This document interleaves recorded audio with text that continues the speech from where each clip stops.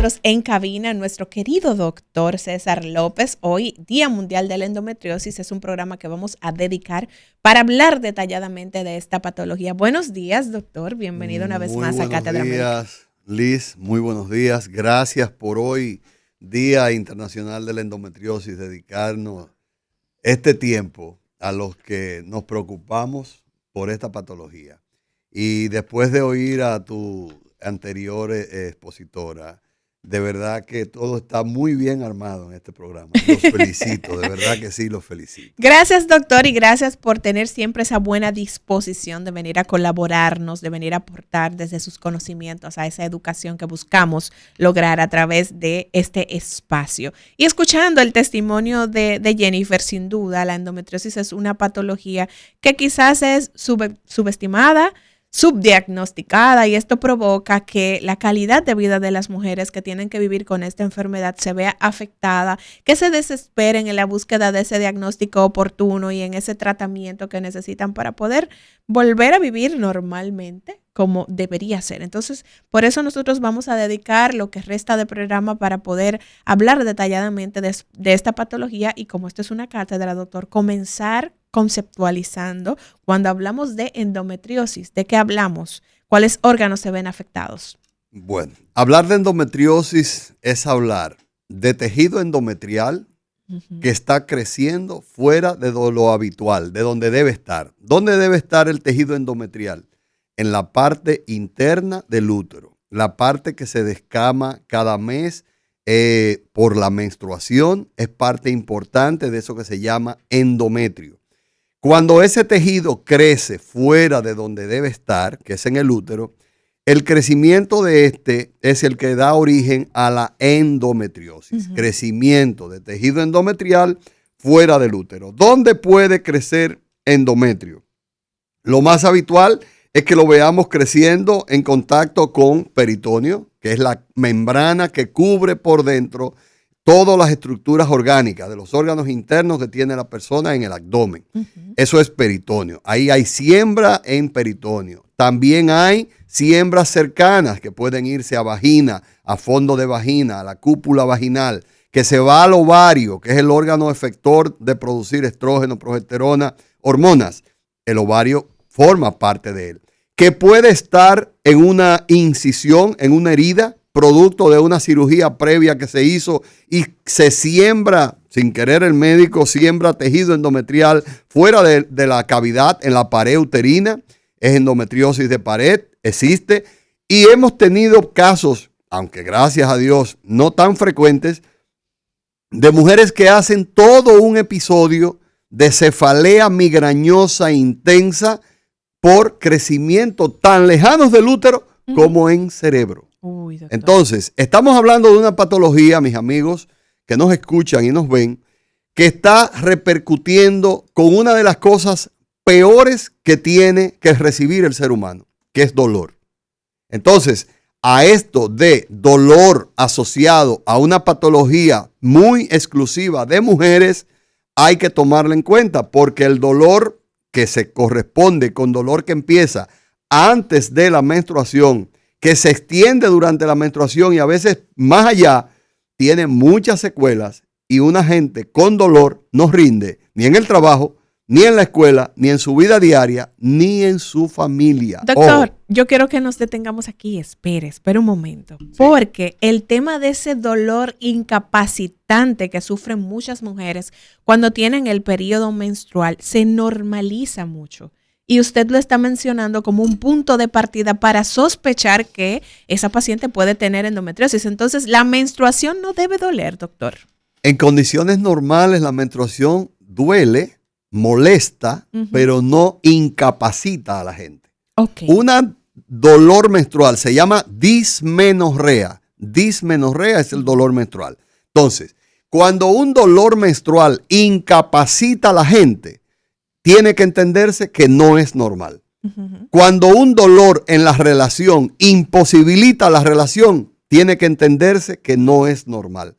Cuando cada mes yo tengo con la menstruación un dolor y un crecimiento en el abdomen, en la línea donde está la cesárea, yo tengo que entender que eso no es normal.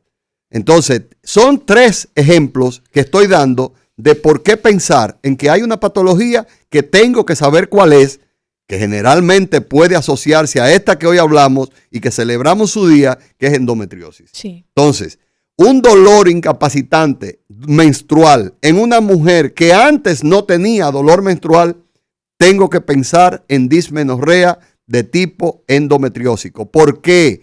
Porque una de las cosas que dicen los libros es que toda mujer que tiene dolor de tipo llamado dismenorrea secundaria es que antes la mujer no tenía dolor, ahora tiene dolor en cada menstruación, cada vez más incapacitante. Ojo, usted tiene endometriosis hasta que se demuestre lo contrario. El tema del sangrado, doctor, porque hay mujeres que además de tener ese dolor incapacitante, tienen menstruaciones muy abundantes y que le duran muchos días. Hay mujeres que duran 7, 8 días con el periodo menstrual. ¿Esto también podría ser una señal de alerta?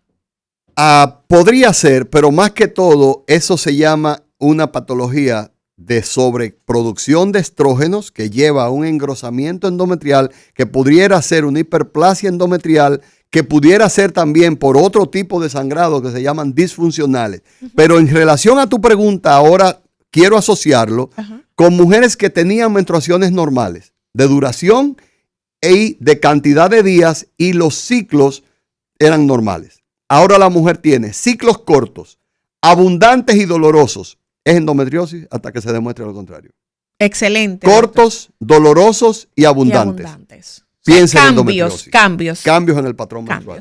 Escuchando la historia de Jennifer Ricard, que estuvo con nosotros en el primer bloque, hablando sobre su historia con la endometriosis y cómo llegó a ese diagnóstico y demás, ella decía que cuando llegó con el doctor que logró darle el tratamiento adecuado, el doctor comenzó a preguntarle, dentro de esa historia clínica que él estaba armando, su primera menstruación, ¿cómo fue? ¿Qué importancia, qué relevancia, qué información da, doctor, ese evento de la primera menstruación al especialista? Muchísimos datos. Esa primera menstruación, que se llama menarca, que promedio debe estar ocurriendo hoy en niñas de 11 a 12 años, ni antes de los 9 ni después de los 15, porque estamos hablando entonces de patología, antes de los 9, después de los 15, patología. Cuando esa niña tiene, por eso el doctor insistía, excelente pregunta, ¿cómo fueron tus primeras menstruaciones? Porque las primeras menstruaciones, es verdad, son irregulares, porque no hay un órgano efector que se llama eje endocrino todavía maduro, y puede tener una niña una menstruación hoy y no volver a tenerla hasta dentro de 2 o 3 meses posteriores.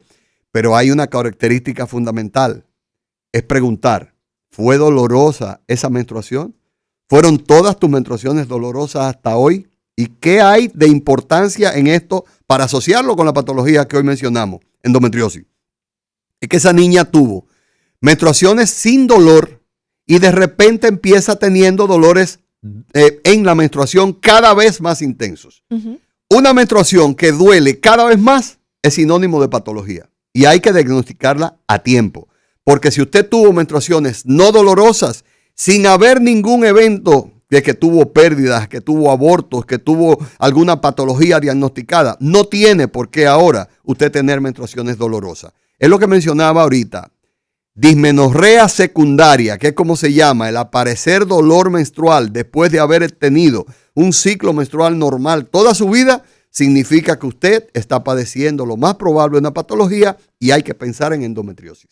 Vamos a motivar a la gente que no se escucha, que se comuniquen con nosotros, sobre todo si usted es una mujer, si identifica que presenta alguno de estos síntomas que detalla el doctor César López en la entrega del día de hoy y usted necesita orientación sobre qué hacer, qué pasos dar. 809-682-9850 y la línea internacional 833-380-0062. Doctor, usted hablaba de que ese tejido endometrial que crece fuera del útero puede llegar incluso hasta el cerebro. Y de hecho, como ya se habla más de esta patología, pues hay estudios que han establecido del riesgo de sufrir ACV, el riesgo de la salud cardiovascular también en esas mujeres que sufren de endometriosis. ¿Cuáles pueden ser las consecuencias de no tratar adecuadamente esta patología en una mujer?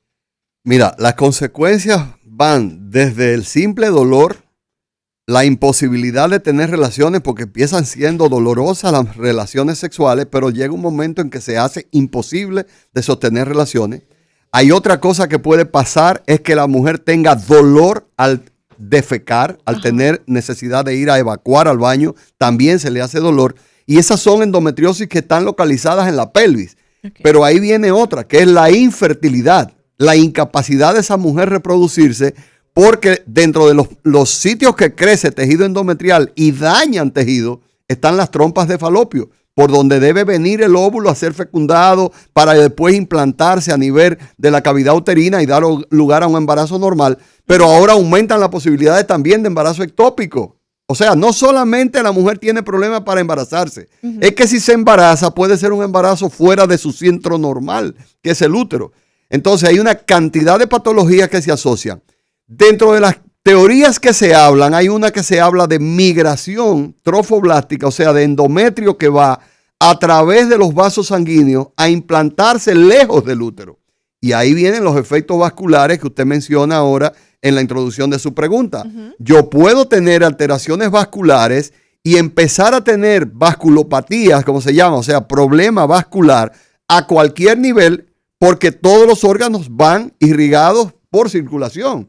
Y si me afecta la circulación, el tejido endometriósico creciendo fuera, que no es lo más común, pero ocurre, tengo que saber que son cosas que me van a complicar la existencia de esa señora y su pronóstico de vida por igual.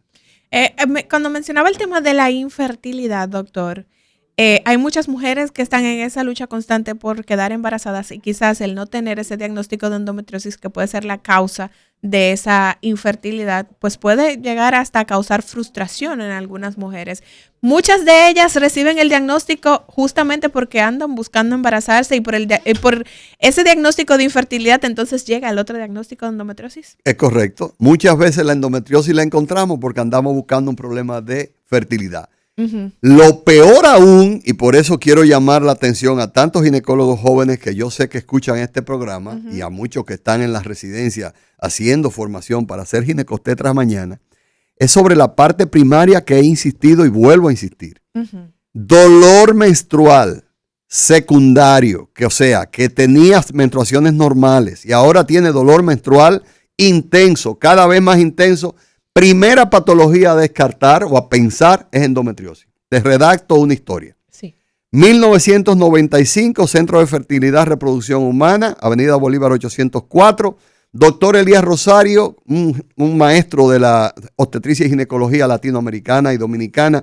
Hoy ya no ejerce, pero sí está vivo. El doctor Elías Rosario está haciendo una investigación de endometriosis y está pensando en adolescentes que tienen dismenorrea como causa y me invita a participar con él. Eso es en el 95. 95, 30 años. Wow. ¿Qué sale en ese estudio de la laparoscopía? O sea, no es que pienso en endometriosis y la llevo a cirugía. Ajá. Hago una cirugía de mínima invasión que se llama laparoscopía, introduzco una cámara a la cavidad para identificar focos endometriósicos y tomar biopsia. Identificar. 3 de cada 10 pacientes adolescentes tenían endometriosis en 1995 en ese estudio de 86 casos que hicimos junto con el doctor Martebel, ya hoy fallecido. O sea, 1995, 3 de cada 10 de las pacientes que fueron evaluadas por dismenorrea secundaria tenían endometriosis. 30 años después, parecería ilógico que muchos médicos jóvenes, ginecólogos incluyéndolo, no piensen hoy en endometriosis como una patología importante para diagnóstico temprano y manejo oportuno. ¿Por qué? ¿Qué pasa con la endometriosis? La endometriosis es evolutiva. No tiene cura, pero sí tiene tratamiento adecuado para que esa mujer pueda formar familia, tener sus hijos y resolver un problema que la va a estar afectando toda su vida mientras tenga hormonas produciéndose en su cuerpo. Se oye feo, no tiene cura, pero la realidad es que el antecedente de endometriosis permanece por los siglos de los siglos en la paciente mientras haya función hormonal. Usted hablaba de que ese estudio que realizaron ustedes en el 1995, hace 30 años, 3 de cada 10 adolescentes de esas que se sometieron a laparoscopías tenían endometriosis. ¿Tenemos números de cómo andamos ahora con tema de endometriosis? Mira, por un tema personal, yo dejé de hacer fertilidad hace más de 25 años. No sé cómo andamos hoy en número de endometriosis diagnosticada, no sospecha, diagnosticada por laparoscopia. No sé si hay algún grupo de estudio que lo haya repetido. Sí sé, porque tengo un gran amigo que es el invitado internacional que trae la joven Ricard a su evento, que es el doctor Eugenio, que ejerce en Atlanta y es mi amigo. Pues me vanaglorio decir que soy su amigo, donde ellos tienen la posibilidad de que la realidad que ellos tienen es mucho mayor. Es de 5 de las dismenorreas secundarias, la mitad o un poquito más de la mitad de esas pacientes tienen endometriosis como diagnóstico confirmado por laparoscopia. Entonces, ¿qué pasa en Dominicana? Que la niña no puede ir a la escuela, que la niña no puede ir a la universidad, que está invalidada completamente por un dolor menstrual cada mes, no se puede ni parar de la cama. ¿Quién está viendo a esa niña que no le acaba de poner en la cabeza la posibilidad de que ella tenga una endometriosis? Ahí tenemos otro tema, doctor. Es que por un asunto de tabúes, a las niñas, a los adolescentes, no las llevamos al ginecólogo. Entonces muchas veces están pasando por ese proceso y por no llevarlas a una atención, un servicio ginecológico, no podemos sospechar de esta patología también. Es lamentable que todavía el nivel de educación que hemos alcanzado, hemos mejorado, porque lo estamos viendo y, por ejemplo, a nivel hospitalario están los consultorios de atención integral al adolescente, donde ya hay 39 en todo el país a nivel hospitalario. Es un gran logro que se ha incrementado en este sistema y gracias a Dios que así ha sido. Pero también a nivel privado estamos viendo que hay más acercamiento de las adolescentes a los ginecólogos. Tenemos que seguir trabajando el tema, sí, tenemos que seguirlo trabajando, yo te decía, en dos vertientes. Uno, en que te lleguen los pacientes. Claro. Y dos, a nivel de la escuela, que los ginecólogos estemos pensando en que la posibilidad de ese dolor que sufre y mata a la mujer no es simplemente darle anticonceptivo para que mejore, porque quizás su problema no es evitar embarazo. Su problema es encontrar cuál es la razón y que muchas de esas mujeres tendrán que usar anticonceptivos como tratamiento porque no quieren hijos. Es real y van a mejorar. Pero no me le dé a todas las que llegan con dismenorrea anticonceptivo como parte del tratamiento sin saber qué es lo que tiene. Claro, entonces claro. Es lo que me irrita en cada ocasión que tengo la oportunidad de estar en público hablando, donde si yo sé que una causa fundamental va a repercutir sobre la vida futura completa de esa adolescente, ¿por qué yo no pienso en endometriosis como una patología de ese dolor menstrual invalidante que tiene esa niña cada mes? Tengo que pensar en ello y dar un esquema donde yo tenga un diagnóstico real, que si no quieres a tener que abrirla para hacer la biopsia, pues tú tienes ahí una resonancia magnética con medio de contraste o una tomografía axial con medio de contraste que puedes hacerla. La sonografía no da diagnóstico, orienta, te necesito más cosas para confirmar, pero la confirmación es la biopsia, claro. Definitiva. Pero tú dices, no quiero hacer la laparoscopía para la biopsia, pero quiero hacer más. Imágenes de alto grado, puedo hacerla para yo entonces tener algo de fundamento de lo que estoy haciendo. ¿Qué diferencia haría, doctor, el tomar como referencia, por ejemplo, a esas adolescentes que tienen ese dolor incapacitante cuando tienen la menstruación y se logra ese diagnóstico? Se establece que sí, que esa adolescente tiene endometriosis. Abordar a esa edad la patología, ¿cómo evita que avance tanto y llegue, por ejemplo, a otro problema como es la infertilidad? Ok, mientras más oportuno y temprano se haga el diagnóstico de una endometriosis, mejor es el futuro para esa joven. Futuro laboral, futuro emocional, futuro de familia, futuro de formar con una pareja una relación, porque los focos endometriósicos van creciendo día tras día. Y si tú no lo tratas cuando tienes el diagnóstico en la adolescencia, al momento que ella está en edad de reproducirse, lo más probable es que tenga ya tanta endometriosis con que ya afectó las trompas, afectó la posibilidad de ella poder tener un embarazo. Pon tú ahora que parece endometriosis que le estamos viendo en una mujer de más de 35, 40 años de manera secundaria, en una mujer que ya tuvo sus hijos. Pero ella no va a querer tener dolor a los 40 años y pico, porque todavía hasta los 50 y pico de años la mujer puede aparecerle una endometriosis, porque tiene hormonas trabajando y tiene condicionantes propias en muchas ocasiones. Hoy estamos hablando nada más de la joven y del adolescente porque es la que más sufre a lo largo de su vida, y oíamos el relato de la señora Ricard, cómo eso lleva sufrimientos que pueden conllevar hasta sufrimientos tan fuertes como perder su pareja porque no puede darle un hijo. Y nosotros, machistas a prepotencia, que no podemos tener hijos, en vez de buscar una solución alternativa de cual fuera con esa joven, no simplemente, no, tú no me puedes dar hijos, se acabó la relación y me busco otra. Claro. Pero el sufrimiento emocional de esa joven y lo que yo la dejo afectada emocional, psicológicamente y hasta psiquiátricamente está descrito en todos los protocolos, que lleva un daño mental tal que deja enmarcada de por siempre la psiquis de esa joven. Y sí, hablábamos con Jennifer Ricard también de la importancia de poder educar a los hombres con este tema también, doctor, porque uno de los síntomas es que esa mujer puede tener dolor a la hora de tener relaciones sexuales y eso puede traer un problema de pareja importante si ese hombre no tiene la educación. Entonces, si le sumamos el tema de la infertilidad también, el problema se vuelve aún mayor. Mira, te puedo relatar cantidad de historias de mujeres con dispareunia, como se llama el dolor en la relación sexual, donde el marido me dice, doctor, es que esta mujer no me quiere, ella no tiene, desde que yo le toco por ahí ya tiene un dolor, una cosa, ya yo estoy harto de eso. El problema es que hay que educar, y excelente la presentación previa donde hablaba de la educación para el hombre, que tiene una mujer portadora de una condición de esta. Si usted de verdad quiere a su mujer, usted tiene que ayudarla en esta patología que para ella no es fácil, porque le está cambiando su vida, le está cambiando su forma de pensar, de ser, de todo.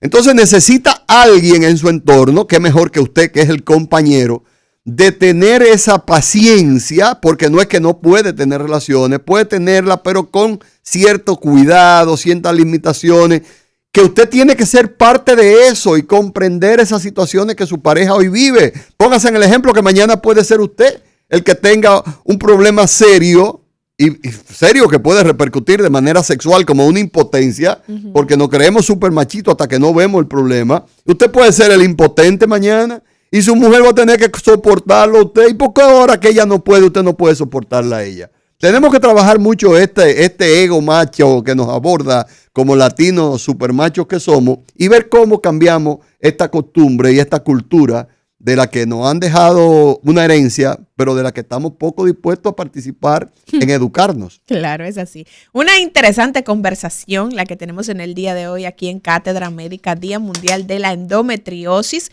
con el doctor César López. Es momento de hacer una breve pausa, pero nosotros retornamos de inmediato con más información en esta entrega del día de hoy.